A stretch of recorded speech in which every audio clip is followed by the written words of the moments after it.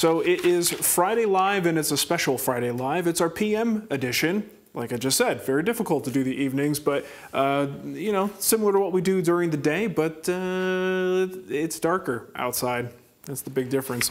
So I've got some questions pre-selected from our friends over at Patreon, and we also try to take some questions live in the chat room. And why don't we just get right to it?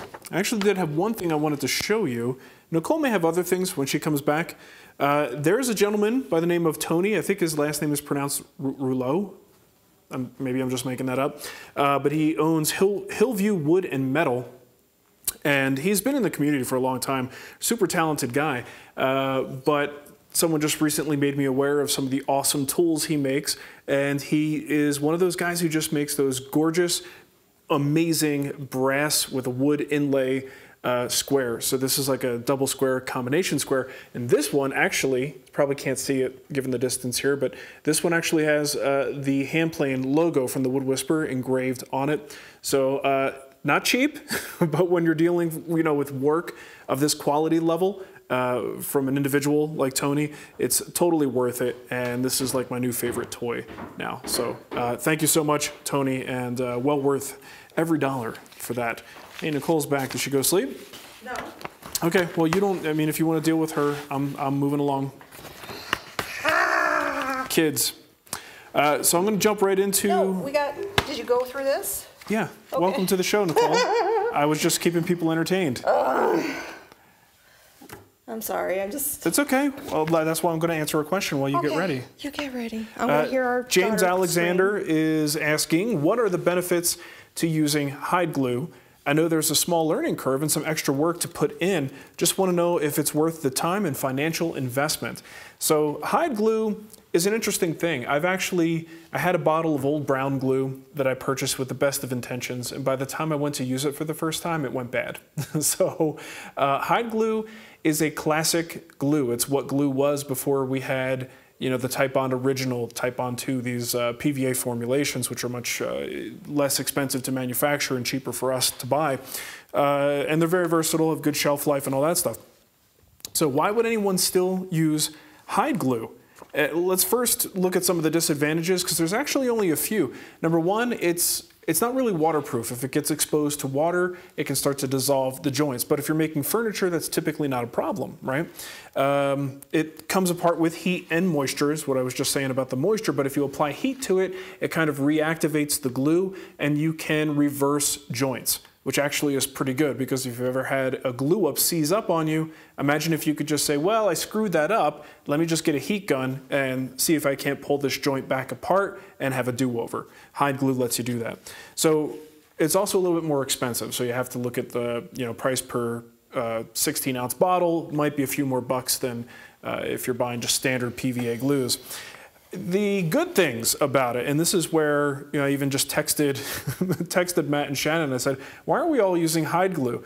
Because there really are quite a few advantages. So I mentioned it before, reversibility, being able to pull that joint apart. There's no glue creep. So if you ever glued a joint together and you kind of feel that line develop on the glue line, that's glue creep. It doesn't really do that. It's transparent to a lot of finishes. So if you have some left on the surface, first of all, you can kind of clean it up with water. And if you leave it on the surface, you won't get those nasty, obvious glue marks that you get with more, standard PVA glues. And if you do get it on your clothes, it does wash out because of the water solubility. It's fascinating stuff. It really is. Nicole's very interested. You would be excited if I had glue on my shirt and I actually was able to get the glue out. You ever get PVA glue into your clothing? It's there forever. Yeah. Like, I don't know if it's possible to get it How out. about we work on paint on your pants? You mean like this? Yeah. That looks like bird crap. That drives me nuts. Like you. It's a good thing I don't paint very often. They're like on every single pair of pants. You said, let's just get paint on all of my pants. Well, I had 7 pairs of pants. It took me 7 days to paint, and there you go. Oh, Ben, thank you. Ben gave us a super chat and said, thanks, for Ben. your sanity, maybe some shots of rum. So bottom line, check it out. There's, you don't have to go with the old glue pot. I think Old Brown Glue, it's a good brand, but I think you do have to warm it to get it to loosen up. And then you have Titebond. has liquid hide glue, and it just basically has chemicals added to it to keep it in a liquid state, but it pretty much works the same. You don't have to have a hot pot or a glue pot to work with, so it's pretty cool stuff. Try it out. So, do you want to get something done here real quick? I thought you already did it. No, I did my square. Oh, you then lied to me because you said, I did it. Welcome to the show. No, I didn't. I said welcome to the show. I didn't say I did it. You did. No. All right. We got from Sean Smithenson. He sent us some stickers. Oh, sweet. We love stickers, don't we? I do Smithson Creations like LLC. It's a nice sticker. Sweet. So thanks, Sean. Yeah, thank you. And then we also got a nice These are really cool. Latour from, is that Master Sergeant James? I would say so. Master Sergeant James Lemon sent us 2 amazing challenge coins. Get lost woodworking. He said, by the time you receive this, I should be back home and relaxing with my family. I've spent the last few months in the island of Okinawa as a member of the... That's where Karate Kid 2 took place. Is it? Yeah. Okay. That's where Mr. Miyagi was from. I didn't realize Okinawa. that. I don't remember. Everyone knows this. Apparently, not everyone. As a member of the 419th Fighter Wing and together with the 34th Airborne Maintenance Unit, was part of the successful deployment of the new F-35. What? Oh, those in Arizona? Yeah, the extra loud ones right by the house. He sounds like he does what Justin does. That's so cool. Because I think Justin did aircraft maintenance. Save being separated from one's family is difficult. Being separated from my woodworking tools was equally horrendous. Took great pleasure in satisfying my woodworking craving by getting lost in your guild videos. Oh, that's awesome. So he just wanted to say thank you for all you do for the community. Well, thank you, Master Sergeant James Lem. And I will display these proudly. In fact, I am due to take a photo and put it up on our Instagram of all the coins that we've been sent. And James, I got your email. I'll email you. For everybody that's sending me coins, I'm sending Wood Whisperer coins back to them. So if you've sent one to me in the past and you didn't get a coin, email me at Nicole@thewoodwhisperer.com and I'll make sure to get you a coin. Ours are just collectible coins. They aren't as like prestigious as these coins. Yeah. So there you go. But nice. Thank you. That's great. Very nice. Anything else we have to cover before we move on? We can move forward. I'm sure Ava's screaming. Probably. Let me just check. Check on her. So next question. She's not screaming. Oh, there she goes. She is. Oh, God. Whoa. Oh, baby. That's a screaming kid right there. Sometimes you just got to let them cry. Okay, Jake wrote in. He says, hey, Mark, I was hoping you had some advice on running electric for my shop. Taxes are coming back soon, and of course, you know I need to spend it all immediately, as you do. I wish, when would we be so lucky to have money go the other way, right? Yeah. It seems like ever since we've had a business, money always goes in one direction. Yep. Let's see, I have a few outlets at best, no light switch, so even turning on lights is a pain. I guess I was just wondering about advice on what size panel to put in, and is it worth it for me to make it 220? Okay, so yes, think about the future. If you're going to get into bigger tools, you absolutely want to look into a couple of 220 circuits. You know, I would say about 50% of the stuff I have in the shop runs on 220. The other is 110. Did you convert it to 220? When you did 220, did you convert? I don't know. Was it always 220 in here? There was no 220 in here. Okay, so you converted it. I added more electricity and some of the circuits are 220. And you converted it from 110 to 220. No, I just utilized the power and created 220. Am I? I realize I'm kind of busting her balls a little bit. It's a terminology thing. You took a 220 or a 210 switch and you made it into a 220. Yeah? I don't know. That's what I did. How'd you guess? Okay, let's get back to Jake's question here. As far as 220 goes, yes, do it. Convert to 220. As Nicole would say. What I would recommend minimally for a shop space, For a space that's going I'm a little red now. to become a shop and you're going to add some big tools, you do have to think in terms of bigger capacity. Okay, so think beyond the tools a little bit too. You may have a future HVAC system installed for your shop. You may have heaters installed. If you look at the heaters I have, both of them are on 30 amp. I think one could have been on 20, but they're both on 30 amp circuits. Dedicated circuits, and if they're both running at the same time, that's a lot of headroom you have to leave for those non-woodworking related extras, right? So think about that. Minimally, you're going to want 60 amps for your sub panel. That's, I think, minimum. A lot of people could get by on that, but I think you're better off if you bump it up to like a 100 amp sub panel. And I believe, do I have 100 or 125 here? I'm not 100% sure. Maybe Nicole. Don't ask me. Did I convert it to a 125? Or did I bump it up to So I'm not sure. I think I have 100 or 125, and I still have capacity here. The great thing is LED lights. You know, that I basically took a very small circuit, the existing circuit that was already in here, I think it was like a 15 amp circuit, and added tons of lights, yet reduced my amperage draw in the shop, which was pretty cool. LEDs will do that for you. So, you know, think about the future though. Make sure you have more than you need now, because you'll probably add more stuff later, and absolutely, definitely install some 220 circuits. Go ahead and convert that 110. Shut up. Okay. I don't know why I think it's convert, but like, whatever, just move on. You take two hot legs and put them together, and that's how you get 220. Yeah. One hot leg is going to give you the 110. Hot leg. You got some hot legs. You take those two hot legs and go check on our daughter. Okay. Josh wrote in, he says, "Hi Mark, I'm building a small Ruobo-inspired workbench, and I was wondering if Doug Fir would be too soft of a wood for it. Specifically, I'm considering kiln-dried 4x4s from Home Depot because they're inexpensive and plentiful. While a full-size Ruobo out of ash or maple would be preferable, it's not currently in the budget." Is everyone siding with you? Yes, everybody's like making fun. They're making fun of you or me? Me, probably, okay, yeah. It's okay. Hey, I'm not an electrician. What are you going to do? Look, someone gave us a super chat to help us convert another outlet to 220. That was Kevin Howell. Hold on. I'm going to make this one 220. Shut up. I'm just gonna get the label maker, and I'm just gonna put 220. We've converted it. It's 220 now. Nicole said it's got Nicole's seal of approval. And Joseph Mensch did a super chat. Buy something nice to celebrate your conversion from 110 to 220. Just announced it. New product. 110 to 220 converters available in the Wood Whisperer store, courtesy of Nicole. Okay.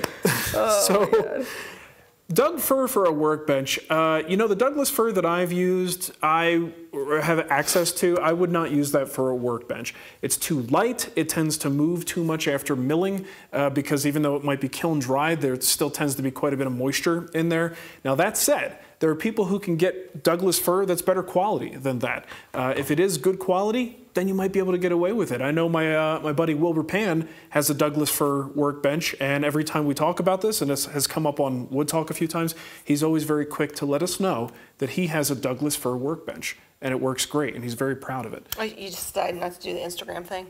Yeah, because of the microphone, it's not going to sound good, and plus people are... Instagram is one of those services where they throw that up and it's like, hey, check this person's live. Yeah. So we get a lot of people going, this is stupid, and I don't feel like dealing with it. Ava's out of bed. Uh-oh. I'm going to grab some questions and I'll put them here when you get done with that. In that dock there? Yeah. Okay, cool. I don't think I'm going to be joining you guys tonight. Ava is not cooperating. As entertaining as it is. I'll also leave the super chat up so you can I think there might be another electrical question for you later. Send all those to Nicole. Here's one you can answer real quick. Have you seen The Last Jedi yet? From Jen Bigney wants to know. The latest Jedi, yeah. We went to see it. Did we go by ourselves? Was it with Brian and Tina? No, we went to see Christmas Vacation with them. Yeah, I think we went by ourselves because it was during the holidays, right? We did. Yes, we saw it. Yeah. It was good. We really enjoyed it. Just wanted to say thank you to Jinju Chang. Did I say that right? Jinju? There's no N. I would call it Giju. Giju. But he's in the chat room, and I believe he's from Korea. So. Oh, nice. Or he said it. He referenced Korea. Cool. When we were talking about 210. Okay. Or 210, 220. Just make a number up. It really doesn't matter what. 500. It does make a difference. You just plug stuff into the wall and it goes. Okay, so Wesley is working with a big walnut slab that he wants to use for a bar top. 6 feet long, 2 feet wide. After flattening with a router sled, the thickness, he says, went down from 2 inches to about 1 inch and 13/16. Problem is the slab cupped. So he gave it about 3 weeks, and now it's cupped up. So the top has a little bit of a dip in the middle. He says, I'm not sure if, let's see, if it was caused by the fact that it was drying or if it was reaction wood, and he's looking for some kind of a solution. He doesn't really want to work the top anymore because he's already reduced the thickness. So let's talk about why it happened in the first place. If you reduce the thickness of a board, especially a big old slab, and, okay, did you pause it? There you go, mute it. All right, see you later. If you can come back, come back. All right. If not, I'll keep your seat warm for you. Hey, where's that document? It's there, it's on the... Hold on. Is it in notes? Okay, there it is. So if you take more off of that, you could flatten it. It might stay flat. It's kind of hard to tell, you know, because wood it's a natural product. It's going to move and do things. It's hard to necessarily predict exactly what it's going to do. So that's why it happened. He removed a lot of material from one side of the slab. That side exposes possibly wetter fibers or fibers that have more humidity locked into them, more moisture. So you remove some of that. There's more moisture there than that, quickly loses moisture, so that side sort of dries and you get that cupping effect. So when we mill material, like just, you know, normal boards, even good quality kiln-dried stock, when we mill those, it's a good idea to mill both sides the same amount, and that helps sort of keep an equilibrium to the workpiece. So that's why it happened, but now it's a question of what the heck can he do? So what I would do, especially since this is, excuse me, I'm trying to turn the thermostat down on the Nest over here, because it's a big slab that's meant for a bar top, chances are you're not going to see the bottom. And I'm not 100% sure, but in most installations, I can't imagine why or how you would see the underside. Because of that, that is going to give you an advantage. You can actually kerf the underside of that slab. So that means basically take a circular saw, flip it over, take a circular saw, and you could cut really far into that. You could leave yourself with maybe like an 1/8 inch skin at the top and kerf it a couple times. And what'll happen is it weakens the structure and you can straighten it out. So what you do is flatten it out after you do, you start with 1 kerf, see what happens, then 2. It depends on the severity of the curve and how far over that width it is. Run a few of those kerfs across and then flatten it out, see what it does. You get it to a point where it's nice and flat, hold it in that position, and then fill those cracks, those kerfs with epoxy. And you're essentially going to lock it back into a flat conformation, right? And it should, for the most part, assuming it's lost all the moisture it's going to lose and you're ready to apply the finish, it should stay pretty darn flat, right? So it sounds a little crazy to do something like that, but it can absolutely work and it can save your butt and not reduce the thickness of your slab. So that's what I would recommend. Vivek wrote in, he says, I was watching some of the guild projects and I saw you use mortising chisels pretty frequently. I usually do mortises with a router, but I always square the mortises with chisels. Are mortising chisels worth the investment? Well, that's what these guys are. I'll get the biggest one here so you can see. Mortising chisels are big. I mean, look at this. That thing is beefy, nice and solid. So if you're chopping mortises, you want this really thick, solid piece there because you're putting a lot of pressure on it and you want to drive straight and true. You know, you could use bench chisels for that, but you've got a significant difference in thickness of that steel. So the other thing is these are nice and square. So if you are squaring off a mortise, it's pretty cool because you have a lot of extra reference surface that can help keep your chisel guided nice and true, you know, as you're squaring that up. By no means is it a necessity, though. You can absolutely square mortises for the rest of your career and never have a mortising chisel, and you'll be fine, especially if you're just squaring up something that was routed. A lot of times, mortising chisels come in really handy if you're, you know, maybe doing more a hand tool-focused mortise, and maybe you've plowed it out with a drill bit, and now you're doing a lot of cleanup with that chisel. Having a beefier chisel is going to be really advantageous. But if you're just cleaning up, you know, the bench chisel is perfectly fine. That said, it's more fun to use the mortising chisels. So I've got them, and sometimes it's just a fun chisel to use. Vivek had a second question. Actually, I think he put 5 questions in there, but I only took 2. One more question. Spiral upcut router bits, are they worth the added cost? Can they be sharpened like high-end straight bits? For mortises, are there other options, like especially for mortising bits and straight bits? I want to know if the added cost gives you a bit that gives enough of an increase in performance and lifespan to justify the added cost. Okay, so yes, I do think they are worth it if you're doing mortising with a router. They plunge beautifully. I just did a whole bunch of 1/4 inch for a demo that I'm doing for the book that I'm writing. A whole bunch of 1/4 inch mortises with the same bit. And it's a bit that I've had for years. And they do stay sharp for a long time. And when you plunge, it's like a hot knife through butter. If you just ever try to plunge like a regular 2-flute straight bit or something like that, a lot of times you get a little bit of burning as you go down, and you can tell the bit just isn't happy. Spiral just cuts cleaner, has less friction. If it's an upcut, think of the upcut direction in reference to when you're holding a handheld router. So the upcut is bringing it up that way. It's pulling chips out of the mortise, so it's keeping things, keeping the heat under control, less friction, and you just get a nice clean mortise wall. So yes, absolutely, I think they last a long enough time to justify the cost. The results are good enough to justify the cost. I've never resharpened one. I am sure there's someone on this planet who can take one of these bits and resharpen them quite effectively, but I've never done it, and I've never even looked into it because, for like a 1/4 inch bit, if I use it for several years and then it gets so dull that I need to get rid of it, I'm just more likely to go to Amazon and spend $30 and buy a new one. I don't remember exactly what the 1/4 inch bit, what's a 1/4 inch bit from like Whiteside cost? I don't know off the top of my head, but I usually just buy a new one. Chat room might be good to tell you if there's a sharpening service or companies that would take on sharpening something like a spiral bit.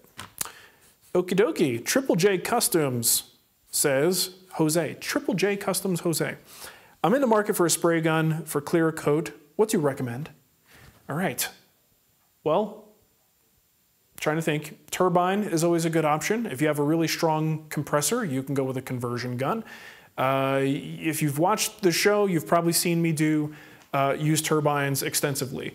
I really like them because it's a self-contained system. You don't need a compressor. They're really portable. If you do have a compressor that's really powerful and has a lot of capacity, something you'd want to use for pneumatic tools and things like HVLP conversion guns, those aren't the most portable things in the world, right? So it's a lot easier to just take this little square box with you and you got your little gun and you can go out in the driveway and spray. So I'm a big fan of turbines. I think they're fantastic. But if you do want to go the compressor route, there are plenty of systems out there on the market you can look into. If you're getting into a lot of spraying, look into pressure pots, but even a simple conversion gun. They've got, speaking of turbines, Fuji is the company that we work with most often. They've got a conversion gun that they call it their compressor spray gun. And that is meant to hook up directly to a compressor. So I actually have one to test. I just haven't done any finishing, so I haven't touched it yet. So there's that. All right, so that's all of our Patreon questions. And by the way, it's patreon.com/woodwhisperer if you want to help us out, get some stuff in return, and get a little bit of preferential treatment for your questions like this. But now these are all coming from YouTube. Nicole actually only got one question for me. So after this, I'll go into the chat room and do my best. Brandon Olson said, interested to know if your 15HH planer has snipe. I just purchased mine and set up the infeed and outfeed tables with a straight edge, and I'm getting 3 to 4 inches of snipe on the ends. How could I fix this? Sometimes snipe is just the inevitable beast that will not leave us alone. I mean, there are times, and I've talked to many people who've done every possible thing they can do, all of the tricks that are in the book to try to eliminate snipe, and they can't. So there are some cases where most people are just not going to be able to do that. They either get around it by chopping off the ends of the board when they're done, or possibly having something like a drum sander that they could pass everything through and even them out. But it is worth investigating to try to eliminate it. Now, I do have a little bit of snipe on mine. It was much worse when I first got the planer, but I went through a bunch of calibration processes to try to perfect things. Now, when I had a problem, I talked to the techs at Powermatic, and they gave me 2 pieces of advice. They said, first, lower the bed rollers. You know those little rollers that are down inside the bed between your infeed, outfeed, and that center area there? So there's usually a couple of rollers on that interior section. And those rollers are typically there to assist with really rough wood. So if you're throwing in big rough pieces, it kind of helps guide them through. And let's say you're doing like a skip planing operation. What we do, typically we're using much more refined material. You really don't even need those rollers at all. So if you want to, and this is what mine were set at. Mine were pretty much flush, right? So I would put a straight edge in there and make sure as I move the straight edge back and forth, I just barely get that roller to move. It was recommended to me that I put them down, so they're not even a factor. Because if you think about it, a piece that's fairly flat to begin with, which it should be as you're running it through the planer, you've already jointed one face. The fact that there's a little gap there won't hurt anything, and the roller being there, if it's sticking up at all, it's just an extra variable that does not need to be involved in this process, right? So try that first. Take those rollers, drop them down so they are a non-issue. And then the second thing I checked, it's in the manual, if you want the actual numbers, is to check the chip breaker settings. So you're going to need a dial indicator to do this, and you're basically checking the height from the bed and making sure, first of all, the chip breaker would be parallel to the bed. But you're also looking for the chip breaker's distance in its relationship to, I believe, the tips of the cutters. And I can't remember what the number is. It's got to be like a couple thousandths lower than the cutter head. It's in the manual again, but that setting is critical. So if the chip breaker is too high or too low, you can wind up having these problems as well. And mine was off. So when I made those adjustments, got the chip breaker where it was supposed to be, the snipe was drastically improved. Not 100% perfect, and it's weird, I haven't figured out what it is. Some boards it happens to and some it doesn't. It's kind of one of those weird things. But I've also moved since the last time I've done a calibration, so maybe it's due. But look at those things, long-winded answer. Hopefully that's going to help you. You know, this actually brings up kind of a funny story. So speaking of the planer, I don't know if you guys know, but I'm doing all day today and tomorrow I'm on Powermatic's Instagram account. So I'm doing a little bit of a hostile takeover. So it's a lot of fun. I'm just posting stuff about Powermatic tools, and tomorrow, if the snow isn't too bad, Ashley Harwood's going to come over and help me break in the new 3520C lathe. So that should be interesting. So anyway, I'm on the Instagram account, and I've been posting all day. I've been doing stories all day. And I basically left all the private messages alone. But once I started, I'm kind of assuming that these private messages coming in are probably questions for me, because I invited people to contact me there, and I'm more than happy to answer. So I get this one question, ironically, about Powermatic planers and snipe. So, you know, I just assumed the guy saw me talk about the planer earlier and was just asking me for my opinion. So he's trying to combat this snipe problem, and I'm helping him, you know, along. And he's got an older Powermatic version. So I'm just kind of telling him, well, you know, I don't really know all the details about these things, you know, the technical stuff, but get the newest Powermatic, you know, manual and look for the numbers in there, because even the older ones, the theory behind them and all the guts on the inside, it's all kind of the same stuff. So even an older one, this is really not going to be much different. So I gave him the same advice that I just gave to Brandon.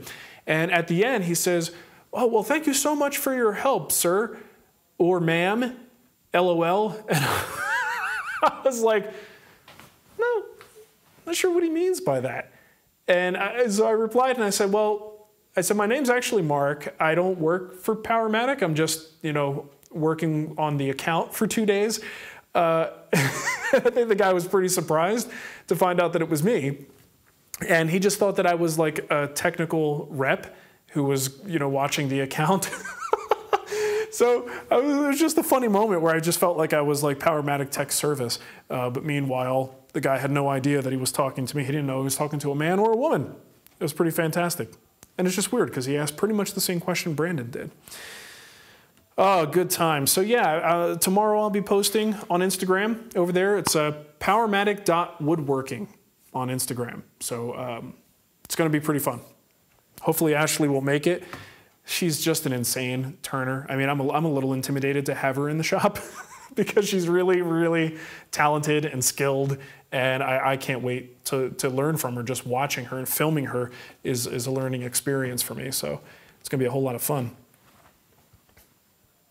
Oh, what? Is Jim here? If your neighbor lent you a Festool sanding station with integral HEPA vac, would you ever return it? So yeah, my neighbor Jim, you guys, anyone who follows me on social probably knows Jim. He gave me extra flooring from a flooring project he did, and they had a little bit of an issue with the stairs, and they just weren't sanded properly, so they have to redo them. And I offered to lend them some equipment because now they need small sanders to get around the posts for the railing, and it's just a bunch of profiles and crazy stuff. So I'm like, all right, I wouldn't offer to help with the floor, but something like that, those cherry details that Jim has on the steps, I'm like, we can make this better. And he's gonna have to stain it and get it to look good without being blotchy, so I just wanted to help out. So I grabbed a bunch of scrapers, gave him a whole bunch of card scrapers, because it got one coat of finish on it, and then just decided they didn't like it. So they gotta remove the finish, get back to bare wood, and start the process over again. So I gave him some card scrapers, I gave him a Festool vac, 2 or 3 Festool sanders, a whole bunch of sandpaper. Lent him. I let him borrow them. And because, you know, the thing is, they just got their floors done, they're putting their house back together, and now they have this delay where they're gonna have more dust being kicked up, and I'm like, this is what, like, if I were working in people's homes, this is where Festool makes its money for like a contractor who's willing to buy that level of tool. That dust collection is insanely good on almost every one of their tools. So when you're working in a lived-in home, it's really nice for client relationships to be able to say, look, I'm not going to put dust all over your house, but I will get this job done. So that's what Jim's talking about. It was asleep, so. Did you hit her in the head with one of these coins? No. To knock her out? No! I comfort funny. our child. That is not funny. It's a little That's funny. the worst. No. No, terrible. Listen. Listen. Okay. You listen to me. Yeah, listen, lady. Ness G is in the chat room. She said, good day, Spags. Happy Friday. Good day, Ness. I'm sure a Caramello bear makes you feel better. Caramello bear? Caramello. Is that what it is? It's the little chocolate bears. Yeah. I kind of claim those. So, Ness, maybe you can tell me, because my mom got all excited. She's like, I found Tim Tams. Yeah. And I'm like, no, I was told that we do have them here in the States. Yeah, they're not the same from what but they're not the same formula or something like that. Would an American even know the difference, though? That's what I want to know. But now that I've had the good stuff, am I ruined?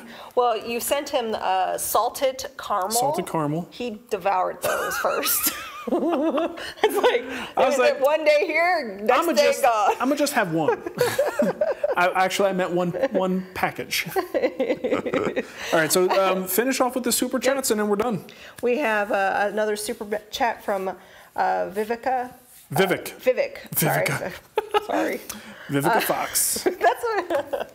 Sorry, I put vowels in words. You put letters that don't even belong there.